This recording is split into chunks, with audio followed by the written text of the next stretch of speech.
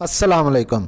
आज की इस वीडियो में हम बात करेंगे सेल्मिकॉट इनहेलर के बारे में कि इस इनहेलर का इस्तेमाल कब किया जाता है, इसका डोज क्या है, इसको कितने अरसे तक इस्तेमाल करना चाहिए और इस इनहेलर से क्या साइड इफ़ेक्ट्स हो सकते हैं और इस इनहेलर का इस्तेमाल करते वक्त किन बातों का खास ख्याल रखना चाहिए। तो बिना देर किए स्टार्ट करते हैं इस वीडियो को। सेल्मिकॉट इनहेलर जो कि एक लॉन्ग एक्टिंग इनहेलर है। सेल्मिकॉट इनहेलर में एक्टिव इंग्रेडिएंट्स सेल्मिट्रोल जो कि एक ब्रोंकोडायलेटर ड्रग है और इसके अलावा इसमें फ्लूटिकासोन होता है जो कि कार्टिकोस्टेरॉइड ड्रग है। इन दोनों ड्रग्स के बेनिफिट्स मैं इस वीडियो में तफसीलन बयान करूंगा, लेकिन इससे पहले हम बात करते हैं सेल्मिकॉट इनहेलर के इंडिकेशंस, इसके यूजेस, इसके इस्तेमाल के बारे में। तो सेल्मिकॉट इनहेलर का ज्यादातर इस्तेमाल अस्थमैटिक अटैक्स में किया जाता है और अस्थमैटिक अटैक्स यानी कि दमे की जो शिद्दत होती है, जो दमे की बीमारी होती है, वो मुख्तलिफ वजूहात की वजह से हो सकती है, लेकिन जो लॉन्ग टर्म डिजीज चलती है, जो COPD यानी कि क्रॉनिक ऑब्स्ट्रक्टिव पल्मोनरी डिजीज होती है। तो एस्थमा का हमने जिक्र किया। एस्थमा हम कहते किसको हैं?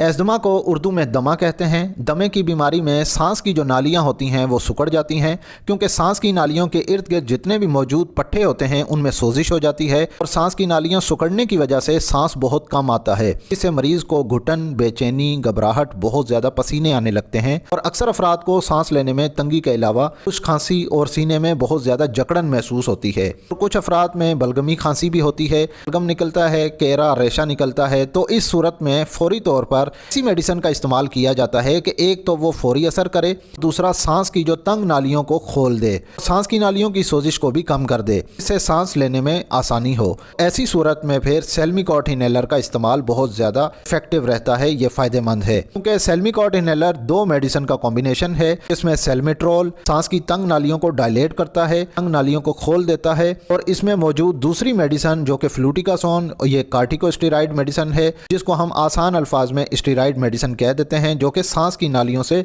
सोजिश को कम करते हैं, जो इन्फ्लेमेशन हो जाती है उसको रिड्यूस करती है, जिससे सांस लेने में आसानी होती है। अगर हम दमे की शिद्दत के बारे में बात करें तो अस्थमैटिक अटैक्स या तो रात के वक्त बहुत ज़्यादा होते हैं या सुबह सवेरे सवेरे इसके अटैक्स ज़्यादा होते हैं।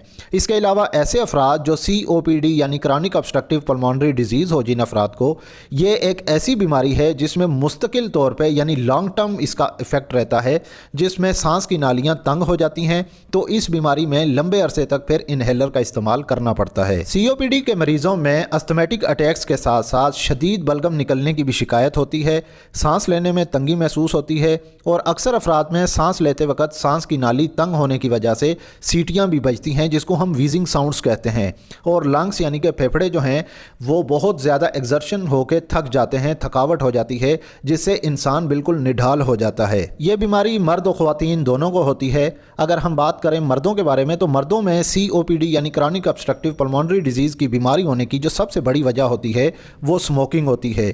जो अफराद सिगरेट नोशी करते हैं, सिगरेट पीने से सांस की नालियाँ सिकुड़ जाती हैं, तंग पड़ जाती हैं, जिससे सांस लेने में बहुत ज़्यादा तंगी होती है।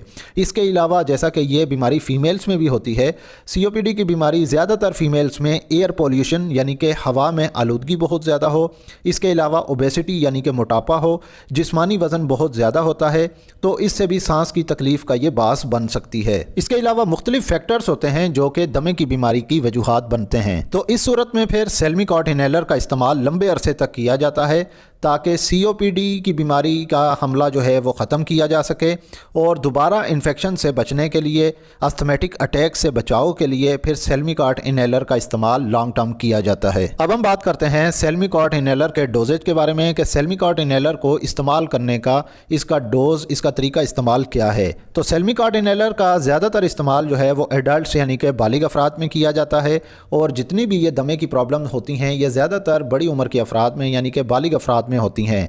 तो ऐसे अफराद जिनकी उम्र एडल्ट एज में है यानी कि बालिग अफराद हैं और जो अफराद 12 साल से ज़्यादा उम्र के हैं, उन अफराद में 2-2 पफ दिन में 2 टाइम लेने चाहिए, यानी कि 2 पफ सुबह लेने हैं और 2 पफ शाम को लेने हैं। अगर कंडीशन बहुत ज़्यादा सीवियर हो यानी कि बीमारी की शिद्दत बहुत ज़्यादा हो तो फिर ये पफ जो है वो दिन में आप 4 बार भी इस्तेमाल कर सकते हैं। और जैसे जैसे मरीज़ की बीमारी की शिद्दत कम होती जाए फिर आपने इसका डोज भी कम कर देना है।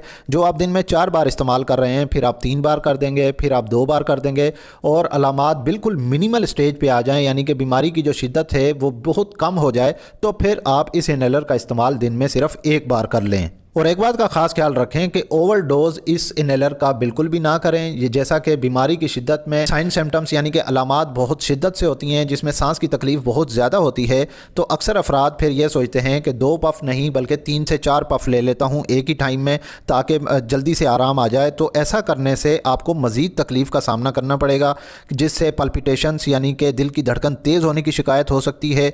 इसके अलावा हेडेक यानी कि सर में दर्द रहने की शिकायत हो सकती है। अक्सर अफराद में फिर जो है सारी बॉडी जो है वो शेकिंग होना शुरू हो जाती है, यानी जिस्म कांपना शुरू हो जाता है। तो ये गलती कभी भी ना करें। एक टाइम में 2 पफ से ज़्यादा बिल्कुल भी इस्तेमाल ना करें और कम से कम 4 घंटे का वक्फा लाजमी होना चाहिए।